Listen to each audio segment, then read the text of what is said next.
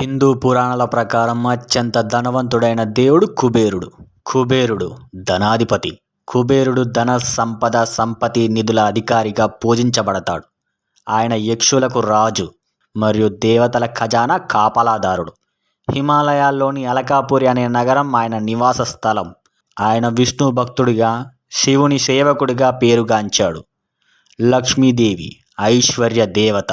శ్రీ మహాలక్ష్మి సంపద, ఐశ్వర్యం, సౌభాగ్యం ప్రసాదించే దేవత. కుబేరునికి కూడా ఆమె అనుగ్రహం వల్ల ధనం లభించింది. కాబట్టి ధనానికి సంబంధించి మహాలక్ష్మి కూడా అత్యంత శక్తివంతురాలుగా భావించబడుతుంది. శ్రీ మహావిష్ణువు తిరుమల వెంకటేశ్వర స్వామి భక్తుల దగ్గర నుంచి కోట్లాది రూపాయలు విరాళాలు స్వీకరించే దేవుడు. ఆయనను కూడా ధనవంతుడిగా భావిస్తారు. ఎందుకంటే ఆయన ఆలయ సంపద అపారంగా ఉంటుంది.